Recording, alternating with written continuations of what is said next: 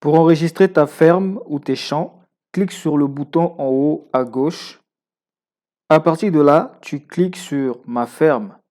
C'est donc ici que tu peux gérer tout ce qui concerne tes champs, ta ferme ou encore ton exploitation agro-pastorale ainsi que tous les documents y relatifs. Pour enregistrer ta ferme, clique sur Enregistrement de la ferme. Là, il me signale que je n'ai pas de ferme enregistrée en ce moment et c'est bien correct. Tu vas donc cliquer sur Enregistrer une nouvelle ferme. Tout de suite, l'application nous signale que tous les champs marqués par un astérisque rouge sont obligatoires. Commence donc par donner un nom à ta ferme. Ensuite, si ta ferme est identifiée par un ID spécifique, tu peux le renseigner ici. Donc là, on voit que l'application récupère automatiquement tes prénoms et noms pour te permettre tout de suite de fournir les coordonnées de ta ferme en cliquant ici. Ici, si la géolocalisation est activée sur ton téléphone, tu peux entrer ton adresse dans la barre de recherche ou utiliser la latitude et la longitude exacte pour trouver l'emplacement de ta ferme. Je vais rentrer Kwilu. Je choisis Kwilu River en République du Congo. Et voilà, il me propose automatiquement ici Kakamwika. Mais avant que je choisisse l'adresse, j'ai la possibilité de circuler sur la carte pour choisir exactement l'emplacement qui correspond à mon exploitation agro-pastorale. Il suffit donc, si tu as trouvé euh, l'endroit adéquat, de faire pointer par ce curseur pour indiquer à l'application le lieu. Et donc moi, une fois que c'est fait là, je clique sur utiliser cette adresse. Donc voilà, il a récupéré les coordonnées, tout ce qui est. Il a récupéré aussi automatiquement le pays. Je vais rentrer la province, je vais tout simplement mettre Pointe-Noire. Je confirme le choix. Et là, normalement, il est question pour nous de définir les frontières de notre ferme en cliquant sur Géofence de la ferme. Toutefois, cela ne sera pas possible avant d'avoir enregistré les unités de mesure. Donc pour ça, normalement, on clique là. Là, c'est parce que je l'ai déjà fait précédemment. Sinon, ici, il te marque configurer les unités de mesure. Donc quand tu cliques là, voilà, il te donne la possibilité de définir comment tu veux mesurer la surface de ta ferme. Donc, on a choisi hectare. Et au niveau du rendement de la récolte, comment on mesure ça? Je choisis par exemple ici sac par hectare, mais tu as la possibilité de prendre tonnes par hectare, kilogrammes par hectare. Partons pour sac par hectare et j'enregistre. Une fois que cela est fait, je peux maintenant m'amuser à tracer les frontières de ma ferme, de délimiter ma ferme si tu préfères. Donc il suffit que je clique là. Voilà, il nous emmène sur cette fenêtre-là où tu as la possibilité ici de télécharger un fichier de frontières. Mais ce n'est pas l'option que nous allons utiliser. Nous allons préférer l'option de traçage manuel. Donc on va cliquer sur utiliser la fonction 2. Voilà, et là il nous donne la possibilité de lui indiquer si on veut des frontières circulaires ou polygonales, etc. On va choisir peu importe. Donc on part pour géofence circulaire, je confirme. Voilà, donc là voilà, il nous donne voilà, il nous demande de choisir le rayon. Voilà, comment ça fonctionne. Mais on va annuler, on va pas aller pour cette option-là. Donc, mais tu vois au moins comment ça fonctionne. Je vais plutôt choisir l'option polygonale confirmée pour faire le test. Voilà. OK. Bon. C'est vraiment un exemple. Donc, à toi de choisir les valeurs qui correspondent vraiment à ta ferme. Donc, moi, je vais choisir là. Tout d'abord, je vais commencer à mesurer ici et je commence à délimiter. Voilà. Bon, on va choisir une superficie qui fait au moins 1 hectare. Voilà, on va faire comme ça. Voilà, là, ça fait au moins 1 hectare. On n'est pas obligé, mais je préfère comme ça, donc on va cliquer terminer. Il me dit de confirmer, et donc je vais donner un nom à cette frontière-là. Donc je vais dire ferme test, par exemple. Je choisis la catégorie ici.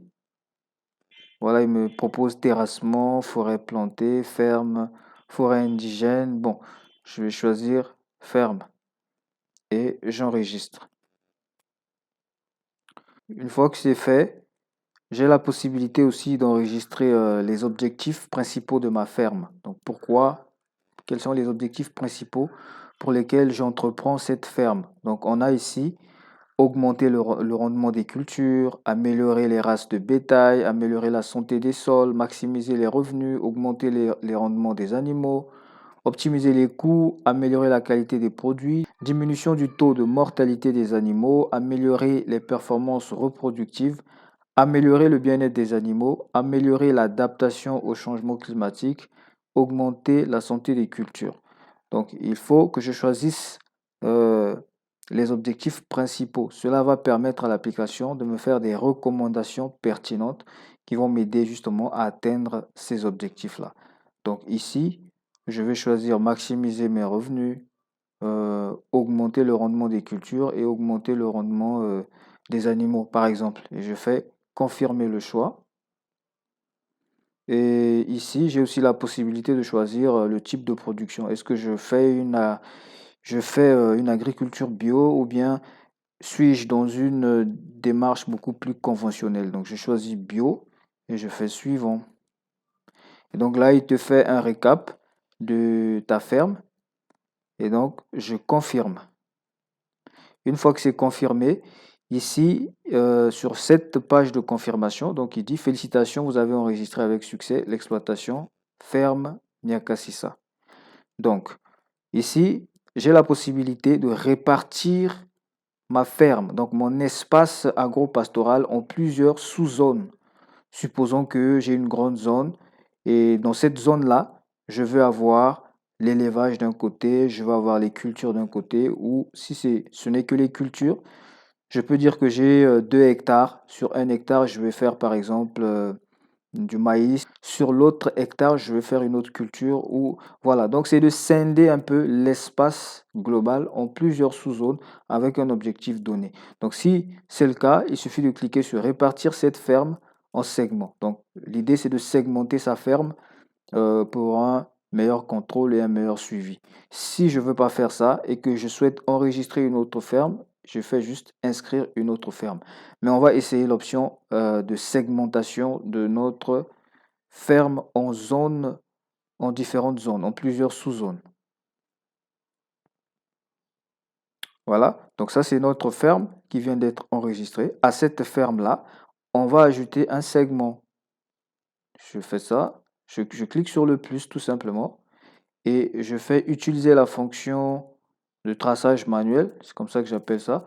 Voilà, donc nous avons notre exploitation. Je fais commencer à mesurer et donc je fais ça.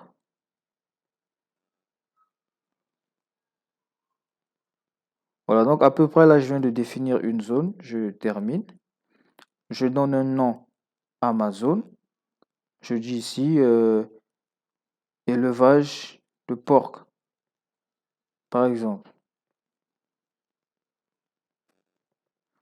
Voilà, je dis ferme, j'enregistre. Et je vais ajouter un autre segment. Utiliser la fonction de traçage manuel. Je commence à mesurer. Je fais ça. Je fais ça. Je fais ça. Et je fais ça. Voilà. Voilà, donc là j'ai une autre zone. Je fais terminer. Je vais appeler ça culture maïs.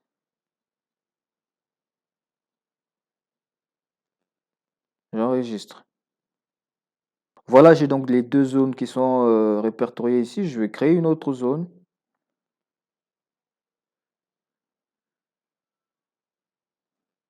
Je commence à mesurer. Donc la zone va partir de là à là,